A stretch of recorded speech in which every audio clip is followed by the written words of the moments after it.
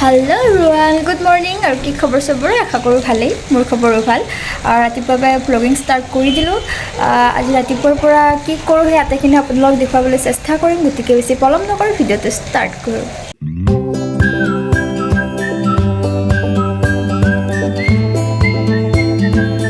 তো আপোনালোকে চাব পাৰে এয়া কেঁচা হালধিৰ ৰস লৈছোঁ এয়া গৰম পানী লৈছোঁ এতিয়া গৰম পানীত মই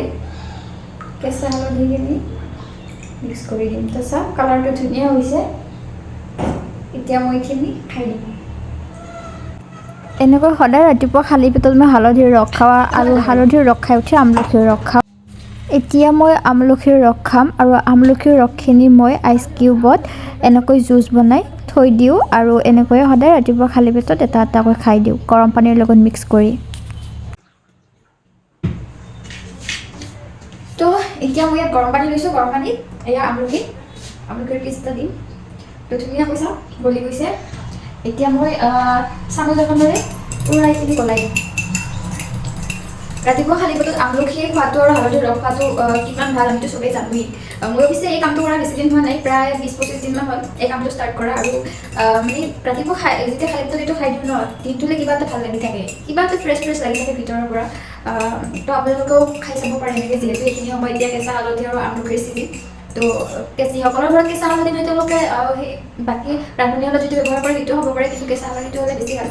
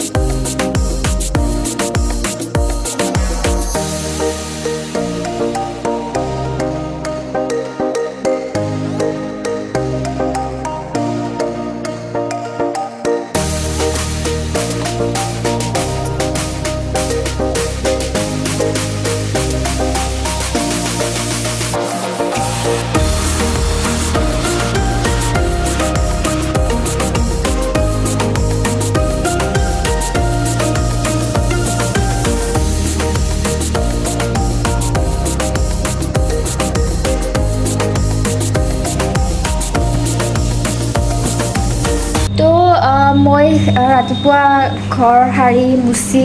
বিছনা পাৰি এতিয়া কাপোৰখিনি মই মেচিনত দিছোঁ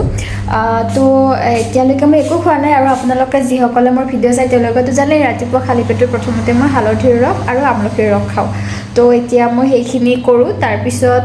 চাওঁ কি কৰোঁ আৰু পিছলৈ তো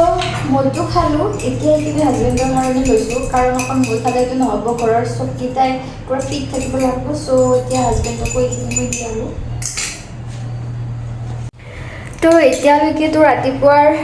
কামখিনি কৰিলোঁ যিখিনি কৰিব লাগে এতিয়া খোৱাৰ যোগাৰ কৰোঁ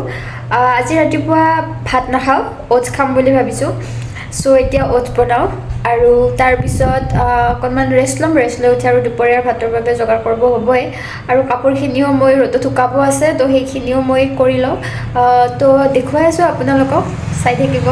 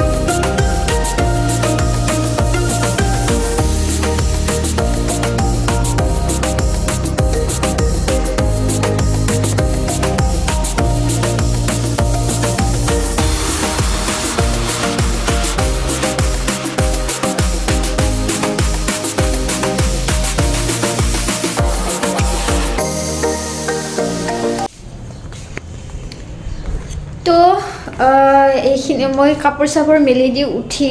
মাজৰ যিখিনি সময় ৰেষ্ট পাইছিলোঁ সেই সময়খিনিত মই অকণমান মুখত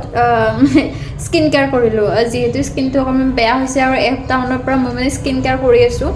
যিহেতু ইউটিউবত পাই আছিলোঁ যে হালধি গুড়ি তাৰপিছত বেচন মৌ ৰস এল'ভেৰা জেল এনেকৈ মিক্স কৰি লগালে স্কিনটো গ্ল'য়িং হয় আৰু দেখিবলৈ ভাল লগা হয় চাইন এটা আহে তো সেইটো কিমান সঁচা সেইটো প্ৰমাণ চাবলৈ মই এই স্কিন কেয়াৰটো এসপ্তাহমানৰ পৰা কৰি আছোঁ প্ৰায় এমাহমান কৰিম তাৰপিছত ৰিজাল্টটো কি হয় আপোনালোককো দেখুৱাম এতিয়া মই এইখিনি ধুই দিম ধুই দি উঠি আপোনালোকক দেখুৱাই আছোঁ তো ফ্ৰেণ্ডছ এইখিনি ভালকৈ শুকোৱা মানে শুকোৱা সময়খিনিলে মই ভাবিলোঁ ঘৰত মানে যোগাৰখিনি আছিলে যিহেতু এতিয়া এনে অকণমান নাৰিকল চাৰিকল দি বেছি হ'ব ন অকল মোৰ কাৰণে বনাই ইমান মানুহ নাই যিহেতু ঘৰত কোনে অকল বনাই আছোঁ বেছি বনাই মস্ত নকৰোঁ আৰু যিহেতু এইটো অকল গৰমে গৰমে খাই ভাল লাগে এতিয়া মাংস অকণমান ভিজাই লওঁ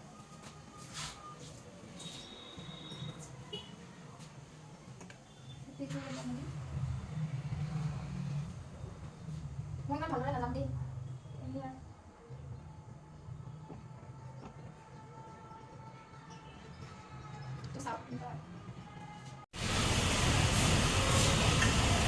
তো হৈছিল নাই চাই লওঁ সেই ভগৱান কৃষ্ণ অকল যায়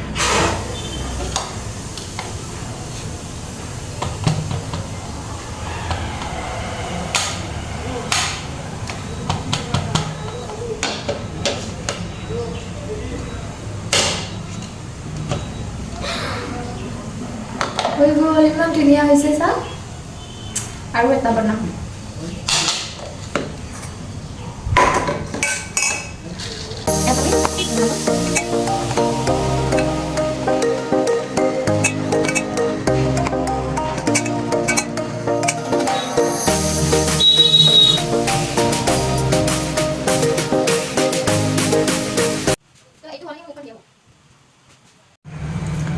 তো মই মুখখন ধুই আহিলোঁ এতিয়া মই মুখখন ধুই আহিলোঁ এতিয়া মুখখন ধুই আহিলোঁ এতিয়া মোৰ পিঠাটো চাওঁ হৈছে নে নাই